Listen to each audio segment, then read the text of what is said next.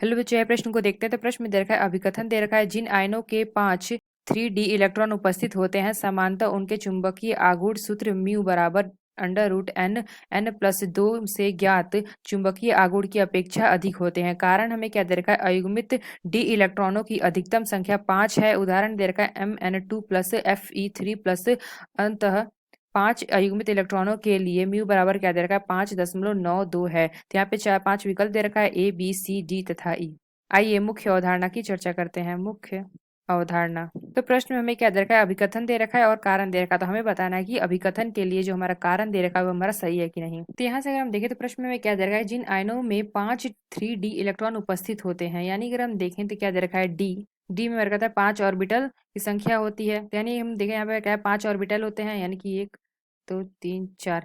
यानी अगर हम देखें तो इसमें हमारा क्या है, 5 ऑर्बिटल है, इसमें हमारा क्या होता है 10 इलेक्ट्रॉन, यानी कि जो हमारा डी होता है इसमें क्या होता है 10 इलेक्ट्रॉन भरे जा सकते हैं। इसमें अगर हम इलेक्ट्रॉन भरेंगे तो यानी अगर हम देखें तो यहाँ पे हमारा क्या भरेंगे, 1 2 3 4 5, यानी कि हम पहले हम एक एक भरेंगे, फिर उसका हम क्या करेंगे, डबल करेंगे, यानी कि 6 7 8 9 10। इस प्रकार से हमारे क्या भरे जाते हैं, इलेक्ट्रॉन। तो यानी अगर हम इसमें देखें तो यहाँ पे अयुग्म इलेक्ट्रॉन अगर हम भरेंगे तो अयुग्म इलेक्ट्रॉन की अगर यहाँ पे बात करें तो यहाँ पे हमारा कितने भर सकते हैं, तो यानी 1 2 3 4 5, यानी हम कह सकते हैं इसमें हमारा अयुग्म इलेक्ट्रॉन हम कितना भर सकते हैं, तो 5 भर सकते हैं। तो यानी अगर हम देखें इसका अगर हम चुंबकीय आघूर्ण निकाला जाएगा तो इसका सूत्र हमारा क्या हो जाएगा, म्यू बराबर यहाँ से हमारा क्या हो जाएगा, under root N N plus 2। इसका हमारा यूनिट क्या होता है, बी एम। तो जो हमारा एन है ये हमारा क्या होता है, अयुग्म इलेक्ट्रॉन की संख्या, अयुग्म इलेक्ट्रॉन की संख्या।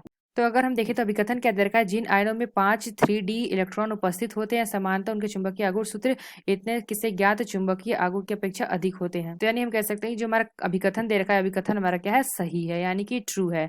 इसके लिए कारण देखें तो कारण हमें क्या दे रखा है, अयुग्मित डी इलेक्ट्रॉनों की अधिकतम संख्या 5 है। तो यहाँ पे हमने क्या देखा था, जो हमारे डी इलेक्ट्रॉनों की अयुग्म इलेक्ट्रॉन की यहाँ पे अगर हम देखें, अयुग्मित डी इलेक्ट्रॉनों की अधिकतम संख्या क्या है, 5 है। तो यानी अगर हम देखें उदाहरण में क्या दे रखा है, Mn2 प्लस दे रखा है और Fe3 प्लस। तो यानी अगर हम देखें तो यहाँ पे हमें क्या दे रखा है, Mn2 प्लस और क्या दे रखा है, Fe3 प्लस। तो इसमें अगर हम देखें इसका इलेक्ट्रॉनिक विन्यास, तो यहाँ पे हमारा क्या हो जाएगा, Ar और क्या हो जाएगा 3d5। तो यानी अगर हम देखें यहाँ पे डी में क्या है, 5 है, यानी कि अगर हम कह सकते हैं यहाँ पे हमने क्या देखा, 5 होगा तो हमारा अयुग्म इलेक्ट्रॉन की संख्या क्या आ जाएगी, 5 आ जाएगी, यानी कह सकते हैं हमारा सही है।